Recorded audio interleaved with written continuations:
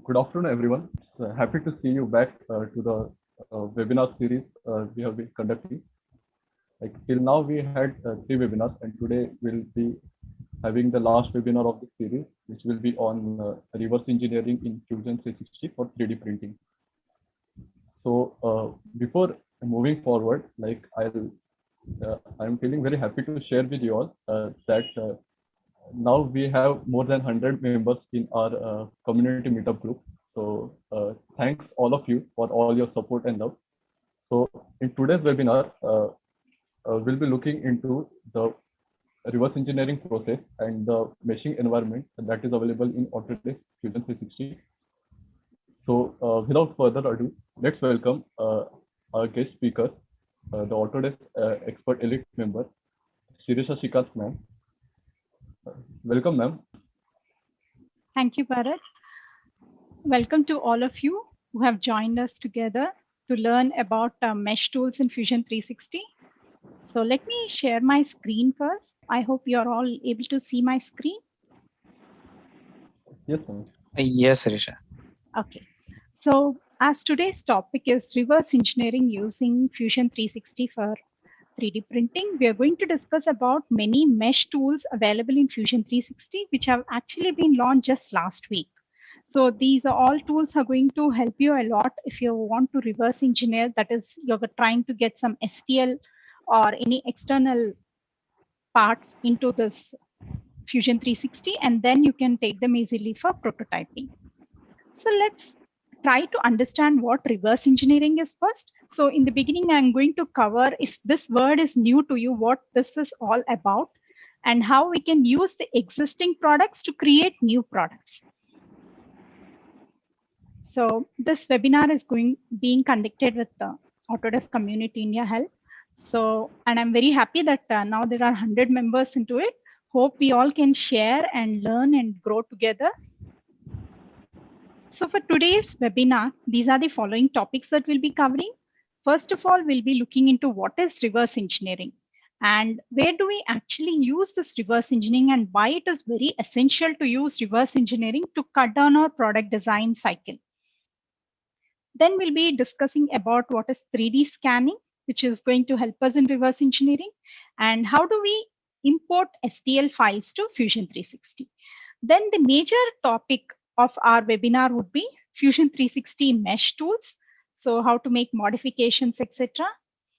And later, I'll just tell you like you can all take everything to 3D printing using the additive manufacturing in Fusion 360 itself. So a brief introduction about me. I'm Shirisha Shikant. I work as Specialist Mechanical in CGI Simulations Private Limited. We are basically into 3D scanning. So this webinar actually excites me a lot because I'm actually doing my job in 3D scanning field. And Fusion 360 also has the same tools. And I'm also an Expert Elite member. And by education, I've done my MTech in Production Engineering. So as our company also has a Faro scanner from which we derive the 3D scanning, and then we can take these tools to various other softwares for reverse engineering, and eventually, finally, we are going to 3D print them or prototype or mass manufacture them. So have you ever, please answer in the chat box. During school days, we all know that we had answers in most of the textbooks, most of the curricula, I feel, whatever state board or central board where you have studied. Have you ever checked the answer and guessed the equation to use to arrive at this answer? What I mean to say is you saw that you had to solve a problem, but you didn't know how to solve it. So what you would do is, 3 to 4 equations which can probably work for this. So you would go and check the answer, substitute it, and then find which thing is actually the right equation to be used for that solution. Have you ever done that? Please answer in the chat box. So I think most of us do that, right? So when we do not know the answer, we would go back to the last page of the textbook, and then we come back to the arrive at the correct equation. So this is something very reverse engineering, I feel, is something very close to that. So what is reverse engineering? Let us first see. So by definition, according to Wikipedia, reverse engineering is a process or method through the application of which one attempts to understand through deductive reasoning how a device, process, system, or piece of software accomplishes a task with very little insight into exactly how it does so. So let's say this definition might be a bit ambiguous for you initially, but let me tell you, it's just like the answer that we have seen, and we are trying to derive which equation fits. So similarly, let's say I have a part with me. Now, how do I get a CAD model? Right now in Fusion 360, in the previous webinars or any other software if you're using, we know that our product design process actually starts with an idea. So from idea, you create a sketch, then you go to a 2D sketch, then a 3D model you derive, then you do some rendering, and finally probably you're taking it for 3D printing. But reverse engineering is exactly the opposite. But reverse engineering is also a product design process only. So how you're going to design your product using reverse engineering is you finally have a product. So based on that product, you're trying to understand how it has been created. So you're working backwards. So reverse engineering is sometimes termed as backward engineering also. So why do we need reverse engineering? Let us see some case studies so that you can better understand why I'm saying that, why, in which cases we are going to actually work backwards. So let's say you have a legacy product. So what a legacy product means is, let's say I have, if you see Indian Railways, the steam engines and all, they have been, we run those trains since many years, right? So let's say after 50 years, now I have a part in my train that has to be replaced. See, so that is a legacy product.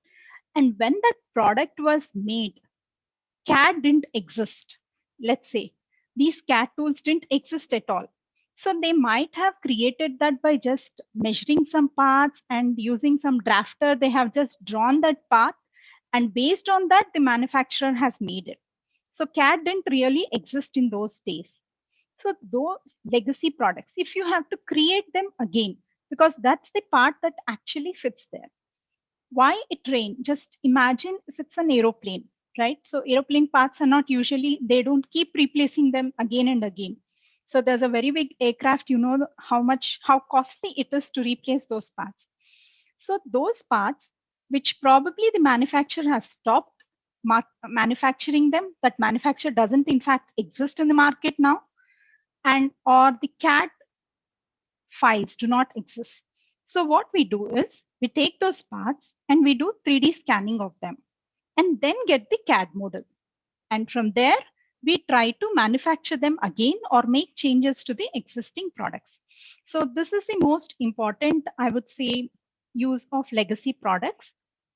So for retaining those products, getting them back to new models also, we are going to use these legacy products. Through reverse engineering, we are going to create, because it's not easy to measure all the products. So with 3D scanning, it's easy to bring them to CAD software. You get the CAD files, and from there, you're going to manufacturing. Clay models. So this is very, in two cases you're going to use. This was very exciting for me to learn. Just 3 to 4 months back, I came to learn that even very big companies like Ford, etc., Maruti Suzuki, and very big car companies also, they rely on clay models initially for conceptualizing the design of the car. So what I had previously known is you just create them using sketching, then you go for Sculpt or CATIA or Fusion 360 Form. These tools, which are called the digital clay. Okay, those are the things actually used. I thought that is the only way they manufacture these cars with new models and new shapes and all.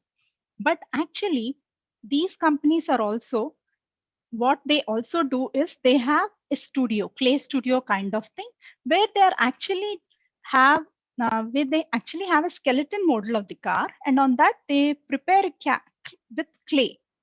because clay is very easy to make and mold than using your form or any other tool, right? So let's say I can tell you an example, like make Ganesh statue, right?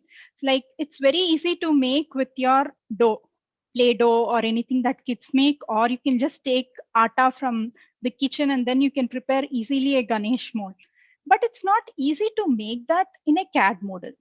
So what you do is you prepare the clay model and then you use 3D scanning and get the CAD object. So you're not using the sketch environment, but you already have a clay model which is very easy to make using your own hands, right? Since ages, if you see on your temples and all wonderful sculptures you see, even for outside for leaders and all, they are very handmade models you can see. In museum you find them, in old architecture and all you get very good models in Egyptian models and all. So all these models, to preserve them and also to make new products out of them, you can use reverse engineering. So medical implants is one of my favorite application of reverse engineering. So let's say if unfortunately if some person's leg or something is gone in one accident or anything, then using the 3D scanning, you scan the other part and exactly you can make this part a replica of the other part. And there are many other medical applications also, like for ears and all, if there is any damage in the ears, or even for what you say, tooth aligners and all, they're using reverse engineering so that they get the exact shape. And using 3D scanning, we are trying to identify the exact CAD model of the product or the output prototype that we need. Then testing of worn out parts. So reverse engineering is not only for creating a new part, but also for inspection.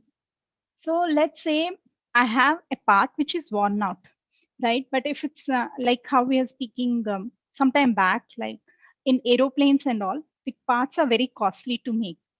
But the parts are dangerous if they are worn out also. So what they do is they take a 3D scan of the existing part and they check whether it is working, whether it is in working condition or not, using 3D scanning and getting the CAD model, and then they inspect how close it is to the required shape. And also you can perform analysis on that simulation and all. For example, in Fusion 360 itself, if I'm bringing an STL file of a worn out product, I can analyze and I can see whether it will be able to withstand the loads and all. So this will save a lot of time and also money, because maybe if the worn out part is still functional, you can continue using it for another 2 years instead of manufacturing a new one. For mold design, so like how we have seen, if the part is very complicated or very intricate part is available, so how to prepare a mold for that? So you 3D scan that and then you take the other part of it. You keep it in a solid model and then you get the mold or exact impression of that and then prepare the mold for that using the reverse engineering process. So now just imagine a scenario when you have gone, to do some combined study at your friend's house. Okay, so there, let's say he's very good at 3D printing. So he has created some tools like this. If you can see, this is a pen holder, right? This is one object that you have seen, and this is the another object. So in the first object, let's say he doesn't have a CAD model right now with him. So you ask him how he has done it.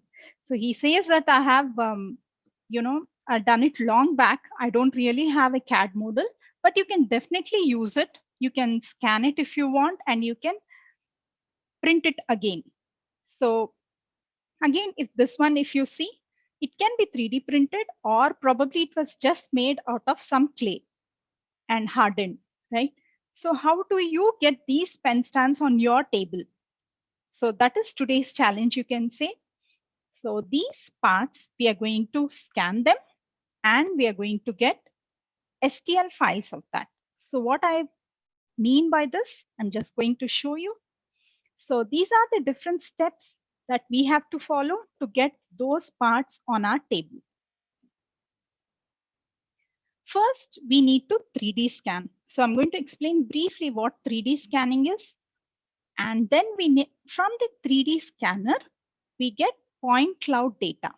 So point cloud data is nothing but point data which has XYZ coordinates.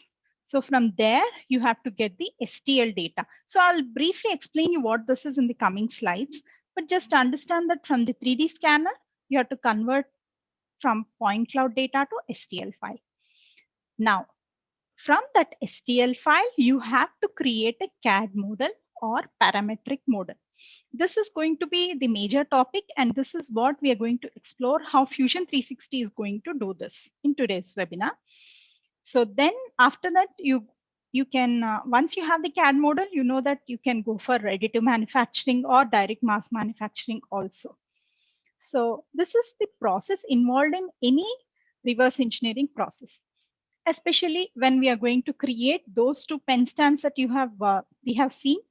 Okay, but if you want to stick only to inspection, then from STL to CAD parametric, CAD or parametric you can change, and then you can take it directly to analysis or to inspect what are the dimensions, whether they are manufactured according to the CAD drawings or not, that you can see, and there your process of reverse engineering stops. But in our case, we are looking at prototyping. So we need to get from STL to parametric. So what is 3D scanning? So you might be knowing what is 3D ordinary scanning, right? So what does a scanner do? If we have a printout, I can scan it with my mobile also. Now all the mobiles also have. And if you know in your online tests and all right now, you must be scanning the data from your mobile, and then you send your homeworks or any online content if you want to send to somebody. So that is 2D scanning, right? In 3D scanning, when we scan a product, you get the 3D model out of it. So let me show you how this is done briefly. So if at all there's a disturbance, please bear with it. I'm trying to reduce the sound.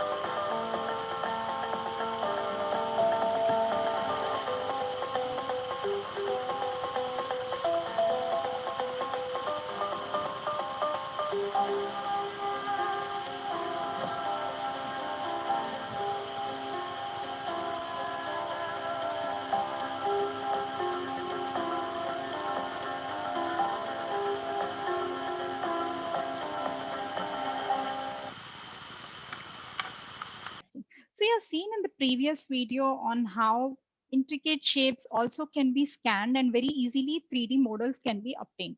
So if we had to measure each of those and make 3D models, it would have been very difficult task. Maybe around a month it would take if it's a complicated product, but we can easily scan those products and get the CAD data.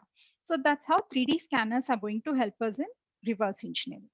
So now what the data that we are going to get is not a CAD model, right? So the data that we are going to get is a point cloud data. So now what is a point cloud data is, if you have seen when that person was scanning an object, another image was being created on the laptop or desktop. So that is the point data, like where each points on that, using that laser beam, different points have been captured. So this is the point cloud data. So a point cloud is a set of data points in space. Then the points, now you can see in our case, they represent a 3D shape or object. And then each position has its set of Cartesian coordinates like XYZ. Each point has its XYZ coordinates. And because of that, now we are able to get the 3D shape. So you can see how a point cloud data of torus looks. So what are the different formats of point cloud? So, you know, binary and ASCII, they are stored in terms of binary and ASCII. Probably I'm going a little in depth of how this point cloud data from the scanner is obtained. And these are the formats of the point cloud. So, and they are like store data in ASCII format. And these are, we don't need to worry much about the point cloud data right now because the scanner which we are going to use directly gives the point cloud data, and that data is specific to the scanner itself. So that point cloud data is again converted into STL format, which we can take to Fusion 360 for making further changes. So how do we do that? Right now, if you see, I have skipped all these steps, and now I'm going to show you the STL file of the two pen stands that I've seen at my friend's house. So you can see these are the two files that I have, and these two are the STL files.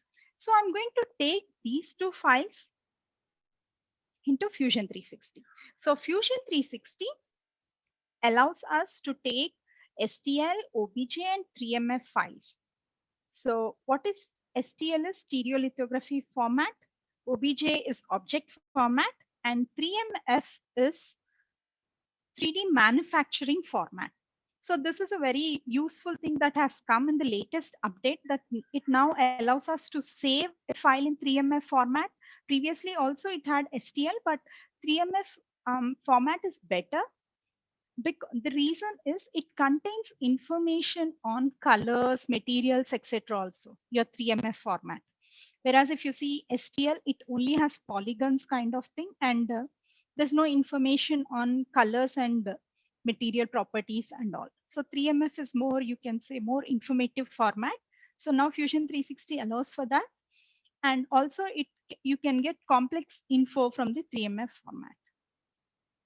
So as I said, most of the 3D printers actually accept STL files, and they describe objects using triangular surfaces. Now I'm going to show you how STL files are going to look. Now this is the place from where our Fusion 360 mesh environment I'm going to show you. So we're going to take those STL files which you have seen, our teddy bear pen stand and the regular pen stand that we have seen. So both these data I'm going to take to Fusion 360, and here I'm going to show you the mesh interface in Fusion 360, and we're going to use it for reverse engineering this product. So let me share my Fusion 360 screen. Okay. So right now, you know that many of you know that this is the design workspace that I have. As soon as I open Fusion 360, there are two ways of taking, 2 to 3 ways I can say, on how you can get these formats inside. So I can go to insert and use insert mesh, right? Otherwise, you can see there's a new button that has come up over here called mesh. Okay, with the recent release, like previously also it was available, but this has more tools right now. So I can go to insert mesh, or like from here, let me show you how I can open. So these are the two files that I'm going to open. So you can see how I've got my file over here and just saying cancel, and I'm going to show you right in the mesh environment itself. So I have a mesh tab. So other than the solid, now I'm going to go for mesh tab. So go to the first option in create, insert mesh. So here I have brought in my teddy bear pen stand, which I have got. If you remember, I have taken a 3D scan of that from my friend's place, and here I have brought it to Fusion 360. so that I can later take it for make some changes to it and then I can 3D print it. So here in the units type, once I get it, I need to decide on the units. So whichever units I say, let's say this teddy bear pen stand has 100 units of height. So if I select millimeters, 100 units will become its 100 mm. And if I say it is 100, if I select here foot, then that 100 will become 100 feet. Okay, so it proportionately, it won't change anything, but it is going to select the units based on.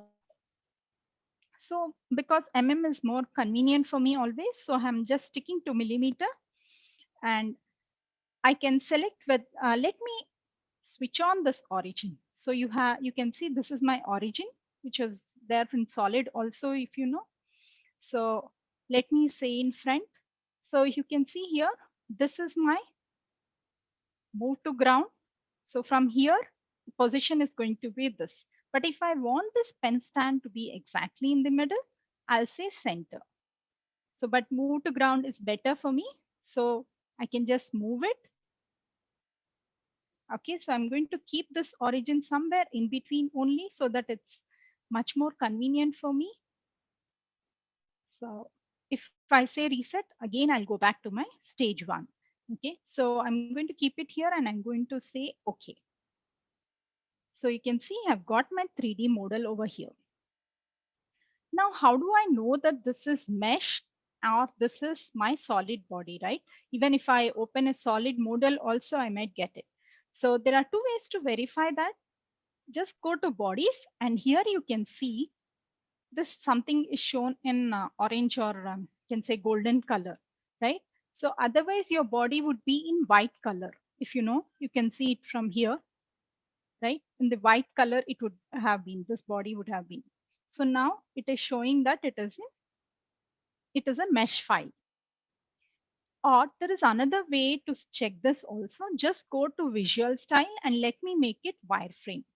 So here you can see your body would actually be like if you're making a cuboid or something, you can see very easily that it only has surfaces, plain surfaces. But you can see here, it's a combination of many polygons or triangles. So this is what we had seen sometime back in our slides. That's STL format actually stores the data of this model in the form of polygons or triangles.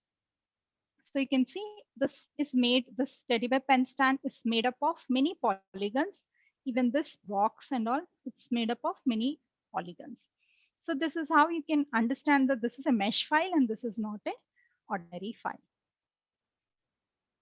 So one more advancement. Okay, if you haven't tried the mesh before, it's okay. But if you have tried, previously in the mesh, there never used to be any timeline. So whatever changes you are making, you can just do undo. But if at all you're saving it, what actions you have performed in the mesh environment, they are not visible to everybody. So, but here you can see we can add it, whatever features we are going to add to that or whatever modifications we are going to make, all these will be seen in your timeline. So this is also a very useful thing because in mesh environment, just like in how you have in form, if you're making any changes, there's no timeline. So it's not easy for you to get back after saving your file. So, but here you can see I have a base mesh file. Whatever operations I'm going to perform on that, they will be recorded in your timeline. So let's see the other options that are available here. So first I have inserted this mesh. So now there's another feature called tessellate. So what tessellate does is if you have a solid model, you can convert it into mesh also. Sometimes this might be needed when you want to take your Fusion 365 to a software which understands only STL data. So in that, you can either save it as that, or if you want to make modifications in that form, you can use this option. Let me show you how to do that. I'm taking a new file. I've just kept this file aside. Just let's say I'm going to create this, right? So what I'm going to do is I'm going to make some modifications to this. Okay. Let's say it's not a very good, but very poor mouse, you can see. So you can check the wireframe. Right now, the wireframe is this way. Okay. When I come back from the form environment, in the shaded portion, you can see in the bodies, it has turned into a body. So this is kind of a parametric body now it is. So it's a solid body. It's not a mesh. So we can check that even from this wireframe. So now how can I change it to mesh form? So in the mesh, there's an option given where you can tessellate. That is, I'm going to divide this one. So you can see I'm keeping it in wireframe so that you can understand this better. And also check that this is in white. So it will turn into golden if we change it into mesh. So which body? I'm going to select this body. And then I'll just click on preview. So you can see with this data, surface deviation, normal deviation, and length, etc., a mesh can be generated onto my existing body so that in future, if there is any other need, I can do that. Okay. So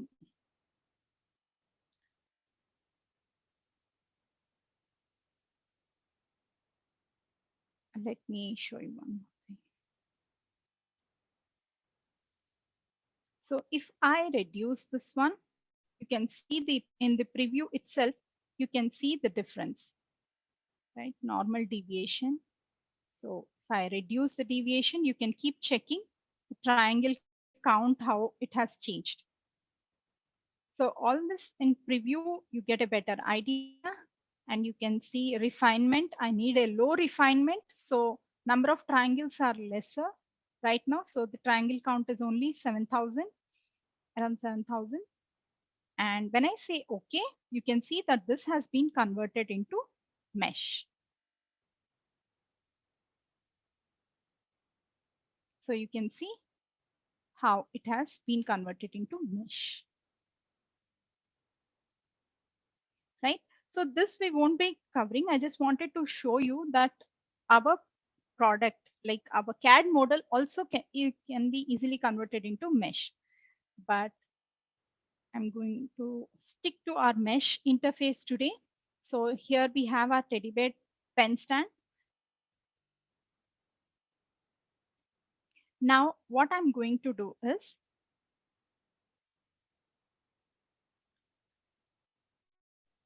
I'm going to open my next model also. So I'm going to mesh environment and I'm going to bring in my second pen stand also. So again here, I can use this origin. So here is a place where my origin is, right? So I'm just saying okay to its default position. This is the another scan model of that pen stand. So again, it is an STL. So I want to make some modifications to both of them. First of all, when I bring this model, okay, honestly, I brought it from Thingiverse, and at the end of the PPT, you can my presentation, you can see from which files I have downloaded this. So I've downloaded them from Thingiverse as STL files.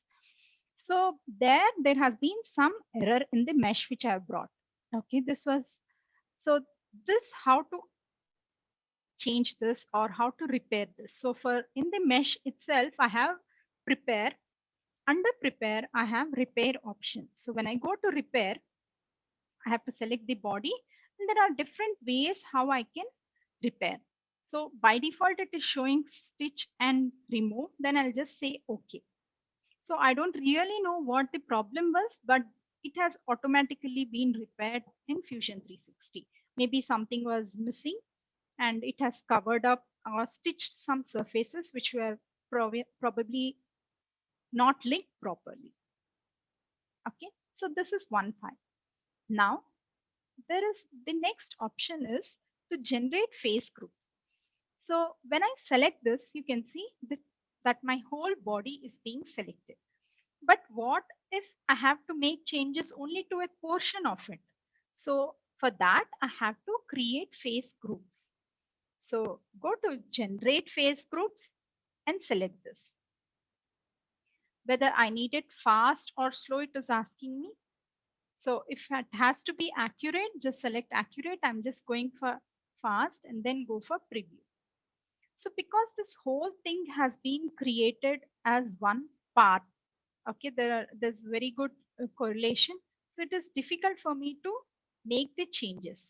So this is how you can see here phase group count. It is showing as 31. So it is going to distribute it into 31 phases so that whenever I select something, it is easier for me to select as phase groups. Better, I can explain you using this. Let's say this teddy bear is there and I'm going for phase group. So when I say OK, you can see clearly that I can make changes onto this or onto this very easily because now they are as separate parts. So their bodies have not been split. You can see here it's still one mesh body, but my phase groups are different. So it is easier for me to select them. So whenever I click that, only the teddy bear is getting selected. And if you see here, I can remesh one instead of the other. Now, because I have created the phase group, I would like to remesh them. So in the visual, I'm keeping it in wireframe. If you see here, I would like to mesh this one more. So I'll go to remesh and I'll increase it. I'll selecting uniform, keep the preview on. Okay. So the density, if I want to increase, I can increase here. And then I'll click OK. So you can see how the density has been increased. Let me make it solid. So of course, this is not as expected, but this is how I can increase. And for the teddy bear, if you see, we can, if we want, we can decrease this count. So again, there's another option to reduce this. So I'll just go to reduce and I will say again, uniformly have to reduce it. So whenever a model is very complicated, it is better if it has more polygons so that the accuracy of the product is maintained. So here you can see the proportion based on that, the number of meshes that you see, they keep increasing. So let me just select this one. Okay, so you can see with the proportion how I have reduced it. So if I increase that, because the number of triangles are more, it is more accurate. Okay, so here in the timeline, I would like to delete these options of reduce and all, because whatever is present, I'm fine with this. So coming to this pen stand, now what I can do is I'm going to delete these phase groups option. I have already repaired it. Let's say I do not want this whole pen stand. I would like to remove half of it. I need only half of this. So what I can do is I can go to plane cut. So selecting plane cut, first of all, I have to select this body. Then I can use cut plane. So this is my plane and I'm going to move it this way. Okay. I just need my box to be till here. Okay. So you can say when I'm saying okay, you can see how my mesh is. If at all you had any doubts in your mind on what the difference between this mesh and your solid body, here you can see mesh is kind of a surface. Inside nothing is filled. But if it was a solid body, wherever you cut, there you will see that material exists. So when I cut this, you can see that a warning symbol is shown over here. So what I'm going to do is I can again go to repair. Okay. And I can say wrap, or you can just select the tools based on your product. So every product will be using its own the way to correct itself or repair itself. So here you can see how nicely I have repaired it, right? So my pen stand is very well closed right now. So this is really going to make my work very simple. Now I can directly take it for 3D printing because it's now closed also. So there's another way also. So while cutting itself, let me say I'm going to Control Z. Okay. And let me cut it again. Let's say from this side. So I'm selecting this plane and I'm saying I need only this portion. Okay. Only this portion I need. So while cutting itself, here I have an option whether it has to fill or not fill, whether it has to split, and other options also you can try. When I say okay, you can see directly it has repaired. But this is not always as expected. For example, in our teddy bear model, this will not be as expected because its shape is not that well defined, right? So if I'm going to cut it over here, the way it is going to be filled is not predictable as how it is in case of this rectangular thing. So here you can see it has automatically filled up. So I'm just removing this option.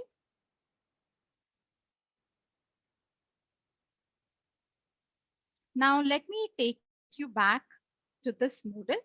And here in modify, you have many options available so that you can modify your STL file and keep only the features which you need. The first and foremost important is direct edit. So what you can do using direct edit is you won't have timeline. So without timeline, you can do many other things like for this body, I don't need any timeline. So I can use some other options. So from now onwards, whatever I'm going to do, it is in direct mesh editing, right? So whether I'm going to cut it and all, you can see I'm going to cut this. It is not recorded over here. Sorry, there is an error, but otherwise it will not be in direct meshing option. It will not be recorded. Let's say this face group I'm selecting and I'm saying that this has to be reduced. Okay. So this mesh has been reduced. You can check this one. Okay. In this portion, but you can see here it's not showing that in the timeline. So there are some advantages of direct mesh editing also. So when I click finish, direct mesh editing will again be recording all our actions in the timeline. So one most important thing is how do you convert this STL file back to a parametric file? So let's say we have this model and I have shown you that while cutting, it's just a surface. It's not a model. So it will be difficult for me to make any changes to this. So if I want to scale, of course, I have missed this option. I can easily scale this mesh file. If you want a bigger pen stand than your friends, you can just say scale it up and directly you will be able to scale its dimensions. So this is a very useful option which we usually use in reverse engineering. Like if you have any phone stand, if you're discovered and if you want the phone stand to fit some other phone, right? So then you can very easily use this option. Then we have options for converting mesh back to, so this is a mesh file. Now you have seen previously how to using tessellate option, using an ordinary body, we have converted into mesh. Right now, how do you convert a mesh into a proper body, which we usually use for Fusion 360 other features? Like now you might be wondering why I need that. Let's take this to solid. Okay. You won't be able to select any of these planes other than this plane. Okay. If I'm just hiding this plane, right? So I won't be able to select any of these planes for sketching or any of the features, right? Like drawing holes on that or creating anything on that with respect to the existing mesh, I will not be able to create anything. So for that reason, I need to convert this mesh to a body so that I can add features to this, new features to this using the design environment. So I'm going back to my mesh, and here there's an option to convert mesh. So here, this is my body. And in the parametric, you have two options, whether it's parametric or base feature. So what base feature does is we are not going to think about how much parametric things cannot be added probably. So just base feature I can select, but in parametric, it will try according to the software's intelligence, it will try to make this as parametric as possible. In this also you have two options, but Prismatic is currently available only for the commercial Fusion 360 users, not for the free users. So actually I would love to show you how this works, but unfortunately this has 10,000 triangles, and when I click this, now my internet connection is not that active, so it will not be able to show you how it is going to be converted. But once I click OK, what it is going to do is, it will, you can see this golden symbol, it will convert to white. That is, it will become a proper body. So when you cut it, you will see only a solid model and not as a surface. Then I'll be able to add features like cutting it, or I can use it for extrusion. I can pull, push, or do anything, just like how we do it in a solid model. So that's how I can convert this STL to CAD format. Okay, but I'm not just going to convert it into a base feature. So I'm not going for parametric. So you can see it is converting right now.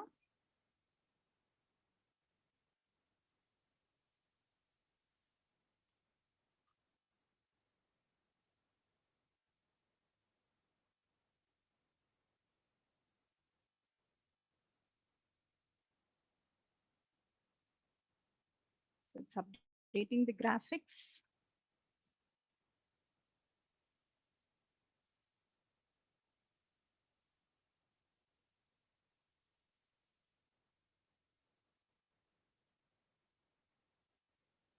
So you can see in the timeline, now it is showing it as base feature.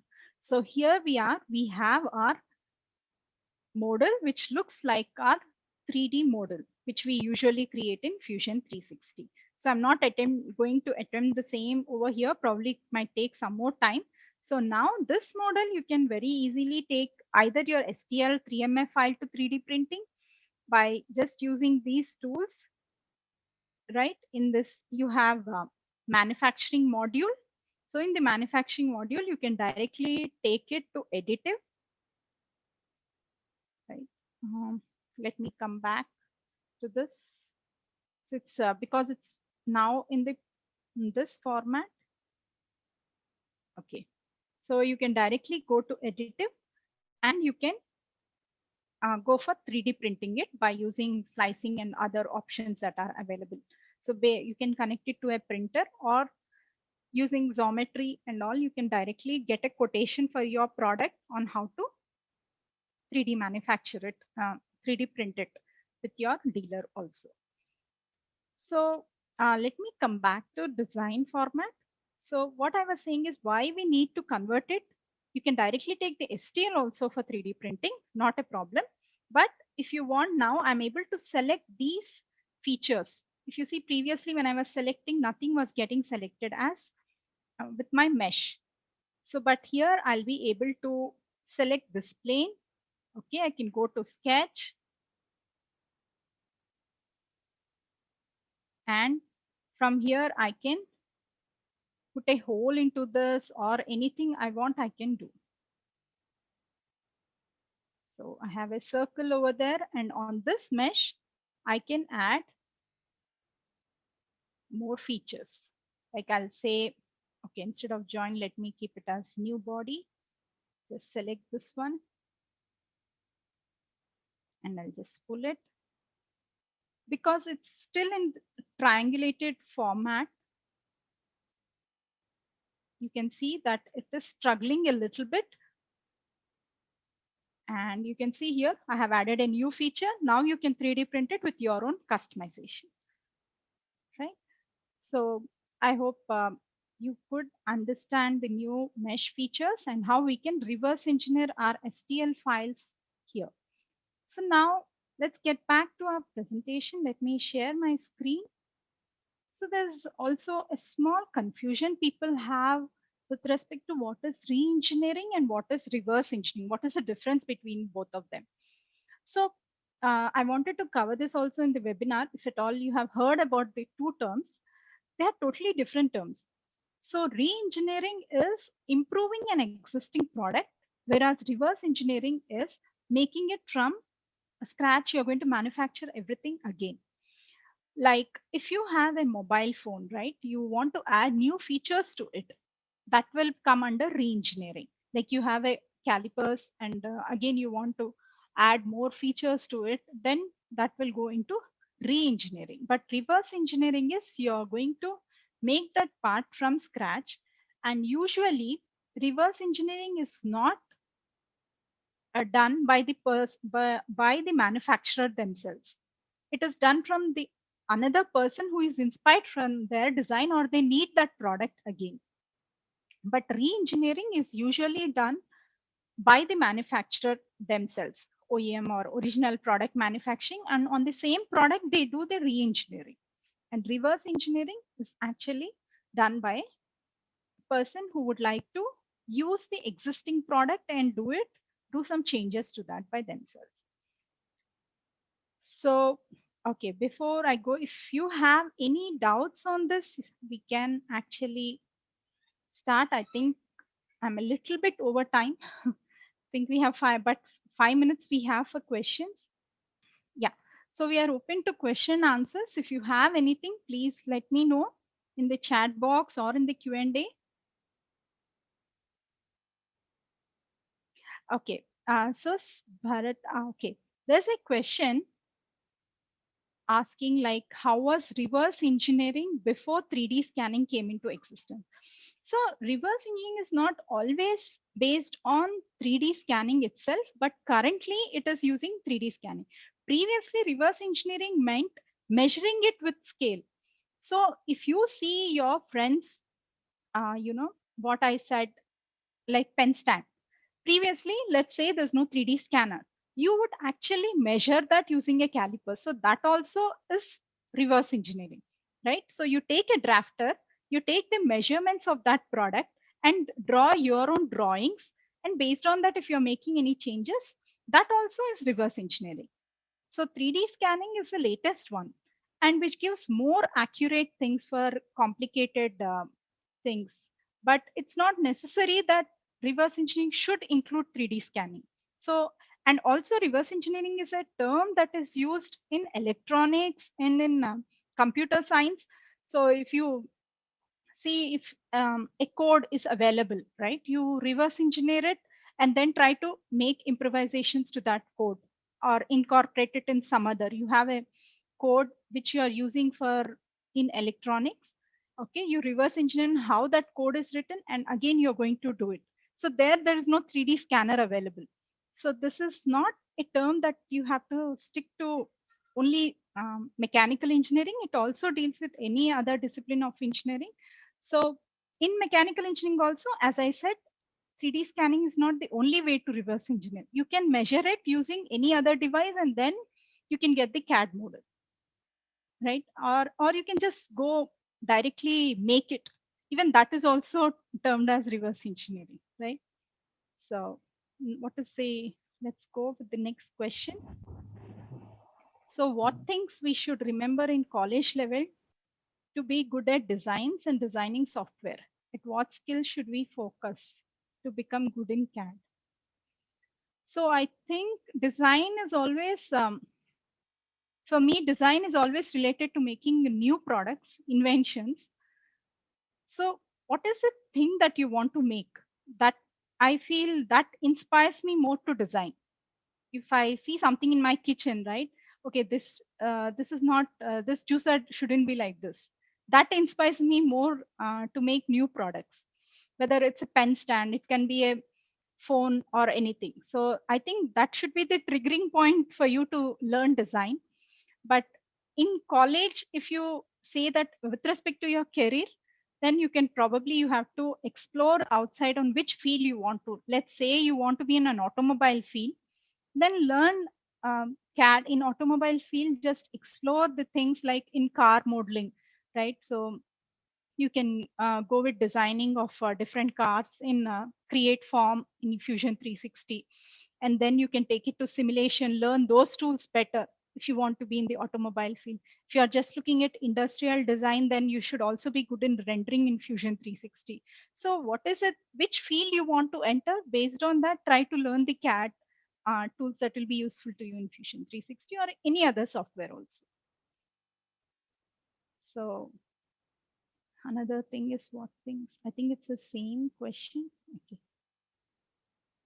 Okay. I'm sorry. I think Bharat wanted to answer that. Bharat, you can, if you have any other answer, please share it. Okay.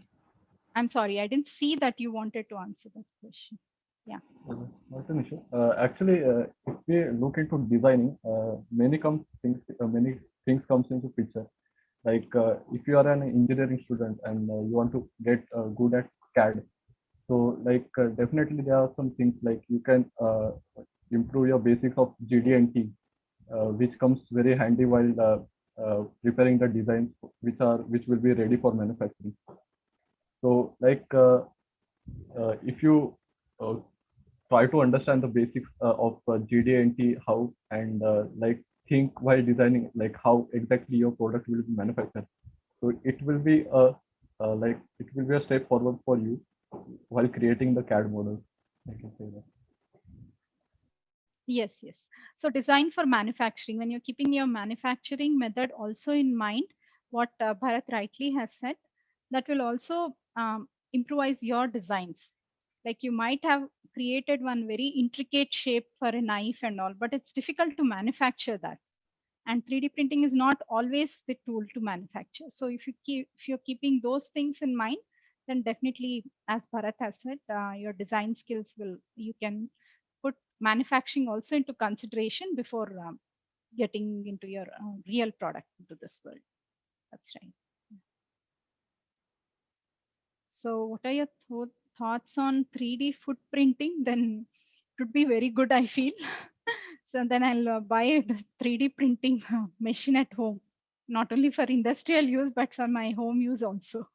I'll be very happy if that really becomes a reality. If you wanted to know my thoughts, but I don't know much about that actually. I'm not into it. So Like if you see, like the additive manufacturing is being implemented in many, it's becoming a multi-domain technology. Like if you see in medical field also, it is being used for really innovative projects like creating lightweight prosthetics. And coming to food industry, like there are some of the things, like some of the companies that are already using the food 3D printers to, like, if we take an example, like if you want to create some like if you want to create your cake of some different shape. So if you are an engineer and you also have a hobby at cooking, so you, I can say that you can, if you have the 3D printer, you can prepare the CAD model of your cake and you can easily 3D print it. And food 3D printers are definitely like they are like the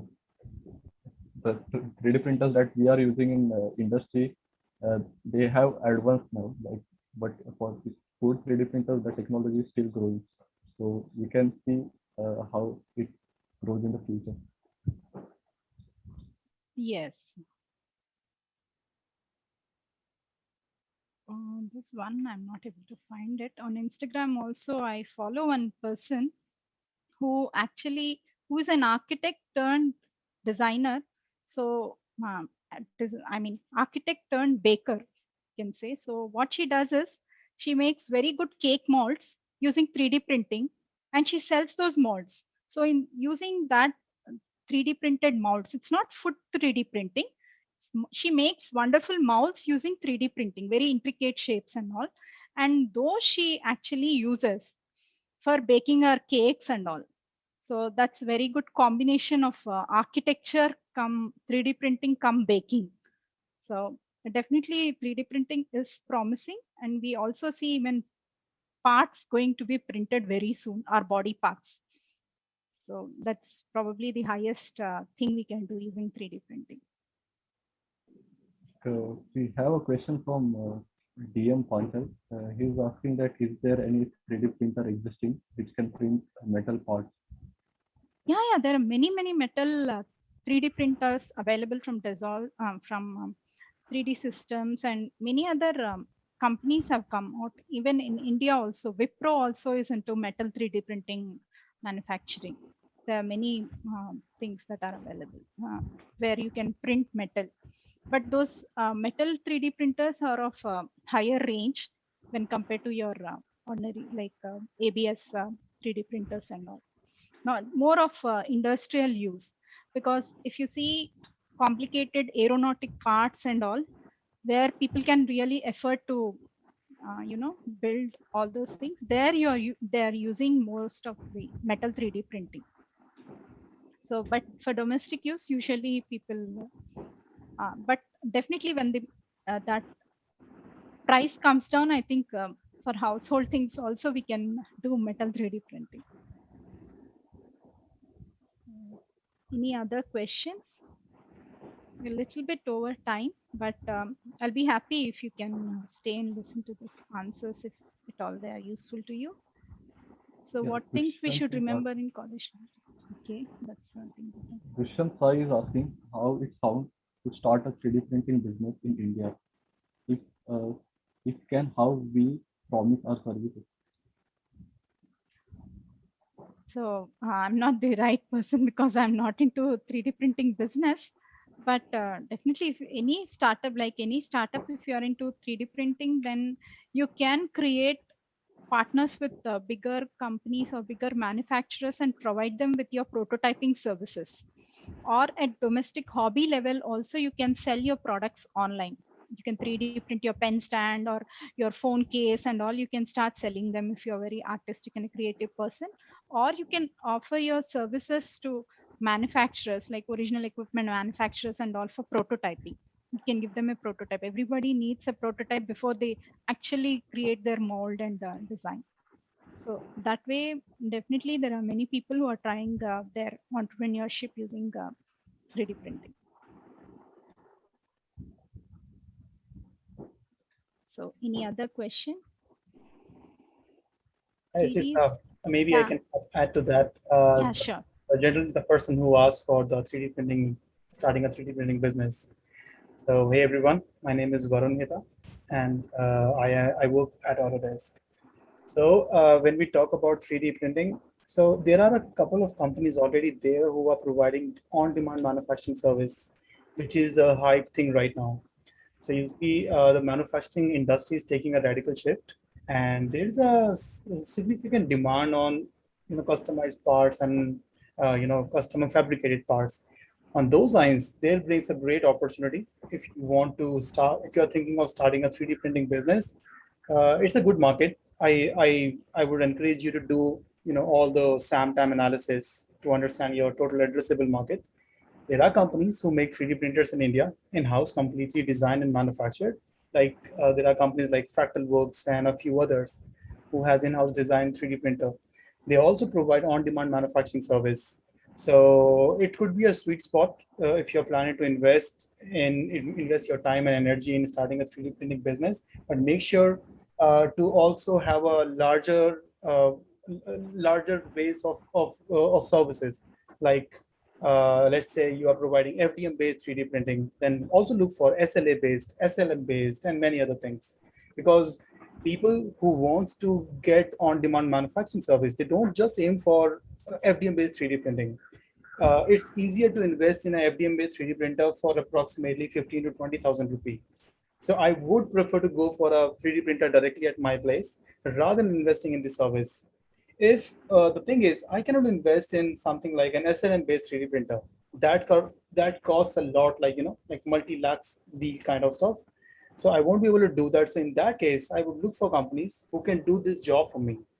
So I hope this might have given you some insights. And other than that, you can just have a quick look at what's going on in the Indian market on additive manufacturing side. Thank you, Varun. Yeah, thank you, Varun. I good. think Varun sir is the right person to answer because he has been into 3D printing quite for some time. Unlike me, who has only read about the 3D printing, but I'm not basically into it. So, Varun sir, thank you for answering this question. So there's one more question I can see on 3D scanning. 3D scanning, it also captures graphical data. So it actually depends upon the scanner that you're using. So some scanners do capture the graphical data like colors and all, but not all scanners.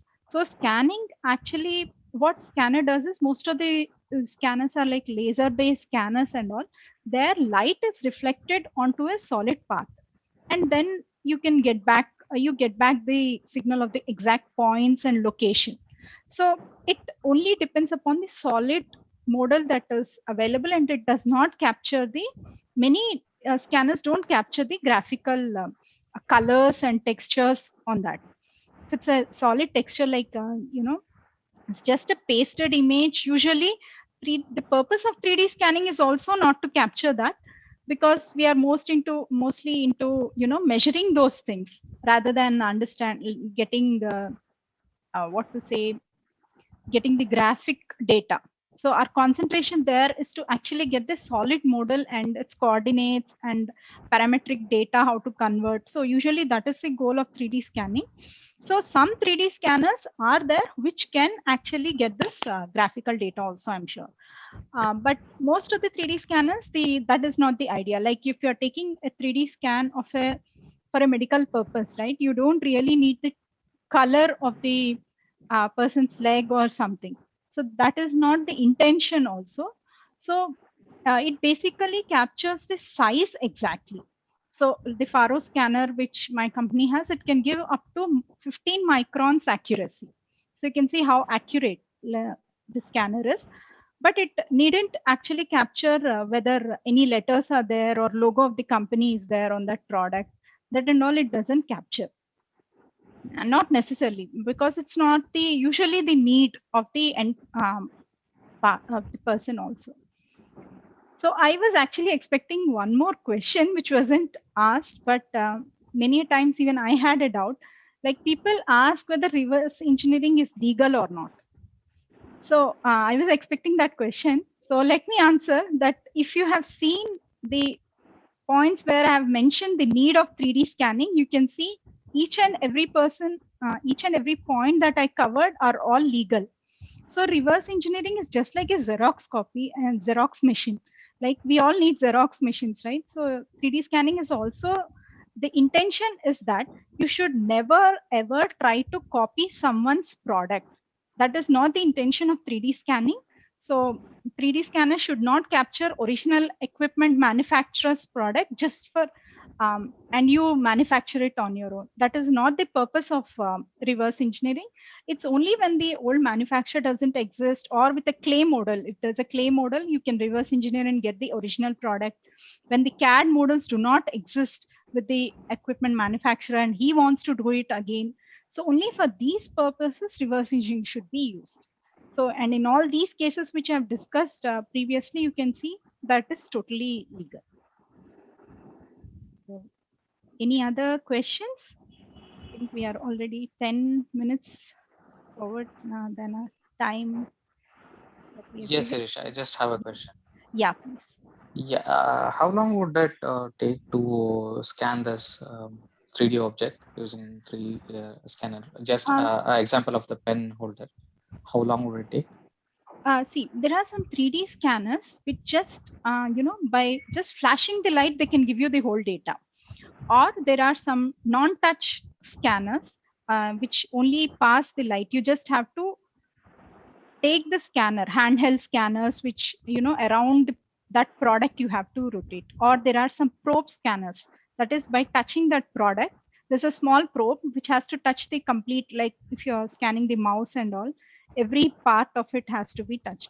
So depending upon that, the time is decided on how accurate. So with different scanners, the time taken for scanning will be different. In the pen stand, of course, I did not scan that product. But as I said, there are some scanners which just take a photograph from all sides. So it will become very quicker. But if you are going to scan it using a laser scanner, it might take maybe 10 minutes time to completely scan that product. So very Okay. vaguely I have answered that. Yeah. Okay, So, thank you. And also, when you scan something, it takes less time to scan, and then it takes more time to do the post processing, because there is some noise always that the 3D scanner scans. yes. Time actually that is invested is into processing that data to make it a polished mesh outcome. Yes, and again Yeah, from mesh to that's true. CAD also. Yeah, Correct. Mesh to CAD also takes time. Yes. So I So would like to thank you all. First of all, thanks to Sirisha ma'am for your time and sharing such a wonderful experience about Fusion 360. thank And you. I would like to thank all the attendees. I hope that you all enjoyed the whole Fusion 360 webinar series, as today it was the last webinar in this series. So feel free to join our community channel or on a social media like LinkedIn group, Facebook group, and feel free to share your feedback. And soon we are planning to start another webinar series. So we can have a poll about what topic you would like to see in that series. So again, I'd like to thank you all, Sirisha and Varun sir, Vinod sir. It was a pleasure to be the host for today's webinar. Thank you. Yeah. Thank you to all the participants who have come to attend this webinar. Definitely, you can connect me to like through Bharat or through Autodesk community or directly on my LinkedIn. You can connect to me if you have any queries or if you want to know more about Fusion 360. Then thank you, Bharat, for making me a part of this Autodesk community webinars. And thanks a lot to Varun sir also for allowing us to use the Zoom platform for conducting these webinars successfully throughout the webinar series. it's a pleasure, and I so appreciate all the efforts taken by Bharat and Rishabh. Great work, guys, and all the best. Thank you. Thank you.